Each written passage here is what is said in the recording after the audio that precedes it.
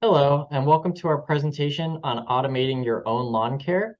My name is Scott Meehan, and I will be presenting the introduction as well as the mowing robot. I'm Will Jednak, and I'll be presenting the entrepreneurial aspects and the mapping drone. My name is Ryan Maurer, and I will be presenting robot number 3, the edge trimming robot, as well as presenting the summary for our overall team project deliverable 3. Hi, my name is Myung Kim, and I'll be presenting the yard cleanup robot and the collective behavior section. Okay, so what is the problem that we are trying to solve? So right now, the current process of lawn maintenance can be very time consuming and tiring. You don't want to be outside when it's 100 plus degrees mowing the lawn. So we're developing an automated solution that will reduce the time, cost, and hassle of lawn maintenance while still providing the same efficiency and sustainable results. So to put this into context, we are aiming to develop a swarm of robots that can efficiently navigate and maintain residential and commercial lawns. Currently, the traditional methods involve manual labor, loud, expensive, and high maintenance equipment. Automated lawn devices do exist, but they lack the ability to efficiently map, cut, edge, and clean the clippings within the designated lawn sections. Our direct customers are homeowners and commercial property owners, while our indirect customers can be investors who want to help fund the robots, as well as policymakers who will be regulating the robots, and then department stores that may rent out these devices. So some design requirements are they have to be lawn maintenance robots, obviously.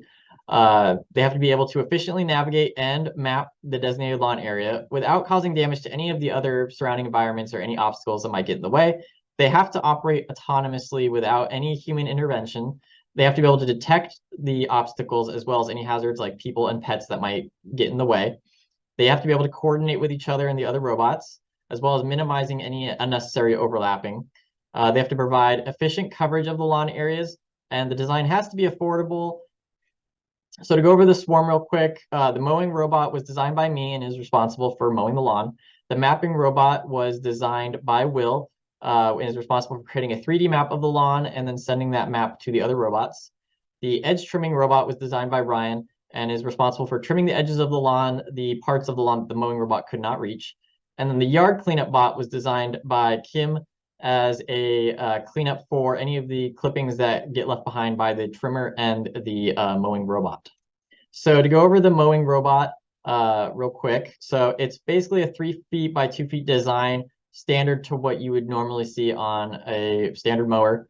It has 4 PIR sensors on each side of the robot, as well as 2 distance sensors in the front to detect objects, 4 DC motors that will run each of the wheels, and there is a bar inside of the mower on each side that will move the left tires together and then the right tires together. There's also a battery compartment on the top of the mower for able to recharge when it gets back to the hub, and then a 21-inch blade to cut the grass on the bottom of the mower. The circuit design for this is basically the same as I just went over. 4 DC motors that turn the wheels, the PIR sensors on each side of the mower, the 2 distance sensors in the front, and then the DC motor that will control the blade in the center there underneath the mower. So some of the coding in the flow chart, basically for the coding, we just want to make sure that within 2 feet of any obstacle or any distance that was detected for, could be like pets or people, that the mower did something other than moving forward. And you can see that here with the code. And then on the right with the flow chart, again, just making sure that if we do detect anything, that the mower can operate. Okay, so to go over the mowing robot briefly, as you can see, we have started up the mowing robot. You have the left and the right tires are moving, and the blade is moving as well. As you can see the RPMs are different for the tires as it is for the blade. Obviously, the blade has to move a lot faster for cutting the grass. Now, if we have something that moves within the distance sensor on the left, obviously you can see that the left wheels will start to turn as the right ones turn off. Similarly, if the right one has an object that moves into its distance, the left ones turn off, the right ones stay on. And as you can see, the blade will continue to turn.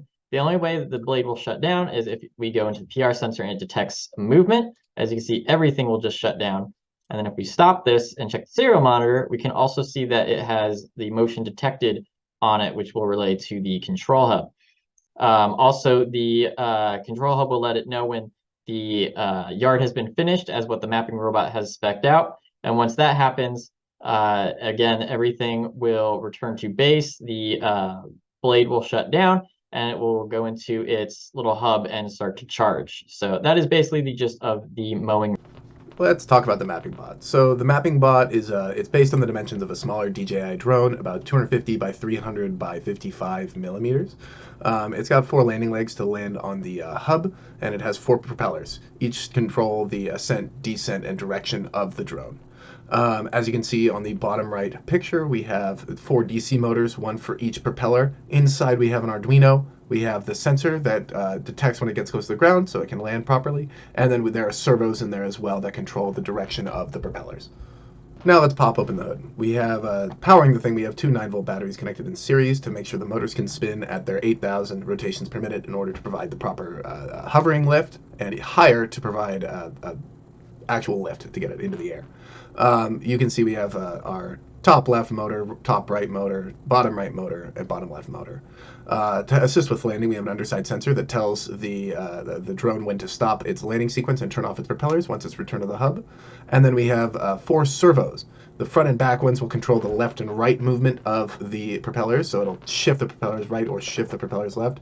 And then the forward-backward servos will force the drone to go forward or backwards. Let's take a look at the flow chart here. So we're going to wait for input from the HUD, and then we have 3 options. 0, which is our launch, 1, which is our start mapping, and 2, which is our land. Each one will check if it's already launched, and if it doesn't make sense, so if we're, taking off and we're already launched, it's not going to do anything. If we aren't launched, then we're going to send a height, hover, and wait. Now, if we want to start mapping, we're going to start mapping, and we're going to go to the top of our grid and then follow this algorithm until our grid is fully scanned. Once we're done, we're going to return to start, hover, and wait for our next command. Upon getting our land command, obviously if we're not launched, we're not gonna land. If we are, then we're gonna start descending until the ultrasonic ground sensor detects that we're close to the ground, and then we will stop the rotors and end. And if you want to pause here, you can take a look and step through my code.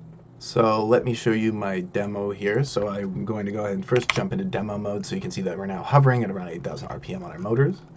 I can show you forward functionality. Keep your eyes on these servos. Forwards, backwards is going to go opposite way. Then we're going to go. We can go left, and we can go right here, and then we can go back to hover mode. We can go ascent, which will speed up our motors here to over 8,000, and then we will descend, which puts us below 8,000. Then we can go back to hover, which puts us back to normal, and we can exit our demo mode. Robot number 3, the edge trimming robot, is designed to be 9 inches long by 5.5 inches wide. It moves on 4 wheels, each controlled by a DC gear motor connected to an Arduino Uno. The design also includes a DC motor to control the string trimmer and a series of sensors to assist with navigation and safety. The orange ring in this image here is a visual representation of the reach of a string with a 4-inch radius from the DC motor. Key features include its ability to make decisions to improve accuracy while trimming the edges of the lawn and obstacles, as well as the immediate shutoff feature should a living creature be detected near the string trimmer, which is positioned at 2 inches off the ground. In this image, we can see the 4 gear motors, which are controlling the wheels, the 2 ultrasonic distance motors, one in the front, one on the side, the PIR sensor, which detects living creatures in movement, the DC motor, which controls the string trimmer, and the overall Arduino board, which controls the whole process. There's also a placeholder here, which is an LED and photoresistor pair, which would detect the length of the string and adjust as necessary. Ideally, this LED will be replaced with a laser. My flowchart shows the process of multiple decisions and commands that are received by the hub, and the decisions that it makes based on those commands to either start the trimmer, stop the trimmer, move to various locations, and then return to the hub. These commands are essentially go forward, turn left, turn right, reverse, start, and stop. Built into the go forward and start param are parameters to prevent the device from running into obstacles, as well as keep itself positioned near the target edge. There's also the immediate full stop command in case movement from a nearby living creature is detected. Here's a simulation of the code during use. Currently, the design is in idle state while it awaits information from the hub. If we were to give it a 1, that tells the device to go forward, we can see all 4 gear motors have turned on. If we give it a 2, the device will turn left. A 3, the device will turn right. A 4, the device will go in reverse. A 9 tells the device to start going forward while also turning on the DC motor. If any motion is detected from the PIR sensor here, everything turns off for about 2.5 seconds before proceeding again. The ultrasonic sensor in the front of the device will tell the device to stop essentially if anything comes within 4 inches of the front, while the motion sensor or the ultrasonic sensor on the right side will try to keep the device within 2.5 or 2.8 and 3.8 inches of the sidewall on the right side. This will keep it in optimal trimming distance. This is my yard cleanup robot. As you can see, the CAD model includes several mechanical and electronic components. The first is Arduino board. The second is the battery, powers the robot and all of its components. The third is ultrasonic distance sensors. These sensors are located at the right, left, and front. They detect obstacles and debris in robot's path. The fourth is PIR sensor. The sensor detects moving objects to prevent collisions. And the DC motors. There are a total of 7 DC motors, 4 for the wheels, enabling movement and turning, and 3 for the vacuum system, which are responsible for collecting debris. In the heart of our circuit, we have an Arduino board, which acts as the central controller for the robot. All the sensors and actuators, the DC motors, the wheels, and vacuum, are connected to the Arduino's digital and analog pins, and it processes the inputs and outputs to control the robot's movement and actions. And if you take a look at the flow chart, the PIR sensor and the ultrasonic distance sensor will detect moving objects, obstacles, or debris, and it will control the movement of the robot, and it will send a go or stop signal to the robot. If it completed its task, it will return to the central hub. And these are my Arduino code. Input command is start. The robot initiates the lawn mowing process. If pause, the robot halts its activity and awaits further instructions from the user. If it's finished, the robot terminates its operation.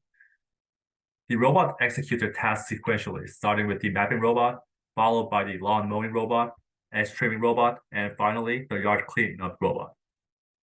Once a robot completes its task, it moves on to the next robot in the sequence. After the yard cleanup robot has finished its task, the current robot variable is reset to null, indicating that no robot is currently active. And if you think about it, all 4 robots adhere to a similar workflow. It'll check if their assigned task is complete. If it's incomplete, it'll monitor the movement of nearby objects. If any motion is detected, it will pause for a short amount of time, and it will perform the assigned task. It will mow the lawn, or it will trim the edge, or it will clean up the yard. And it's going to repeat this process. And once the task is complete, the robot returns to a central hub and marks its current robot's task variable as complete. And if you sum up those 2 workflows, it's going to generate a flow chart that looks like this. It's going to take user input as command, and the 4 robots will complete its task in order. In summary here, we have designed a more effective and safe automatic lawn care that is reasonably priced. The swarm design makes it more efficient, faster, and state-of-the-art than any others currently in production. We're looking at about $2,000 per set mentioned in these slides. That gives you the mowing drone, that gives you the mapping drone, that gives you the edging drone, and that gives you the cleanup drone. There's no other automated lawn care on the market that provides a swarm that with all these specialized tasks. While it does exist, the price is pretty dependent. It can range from $1,000 to $3,000 per set, and when I say set, I mean it doesn't have the swarm design that we have that makes it more efficient and faster and better. Competitors, sell a single unit and not a swarm with different utilities, and those utilities can be added in the future. Our company can add more drones with specialized designs, and specialized tasks can be completed with additions to the swarm in the future. So we've also future-proofed our ability to evolve and take over this market. Throughout this project, we learned several valuable lessons about engineering design, entrepreneurial mindset, management, and teamwork. We found that effective communication, clear roles and responsibilities, and task delegation are crucial for successful teamwork. If we were to do this project again, we would place more emphasis on the overall system architecture at the beginning of the project and manage our time more effectively. In this presentation, we introduced our robot swarm technology, which aims to reduce the burden and hassle of lawn maintenance. We presented the mechanical designs, circuit designs, and Arduino codes for each individual robot, as well as discussed the collective behavior of the robots. We also discussed the budget and market analysis and highlighted the importance of engineering design, entrepreneurial mindset, management, and teamwork in the project. Finally, we shared some valuable lessons learned and areas for improvement in future work. In conclusion, our robot swarm technology offers a unique and promising solution to many lawn maintenance problems while also attempting to improve upon pre-existing technology ideas, and we are excited about its potential impact. Thank you for taking time to learn more about our designs.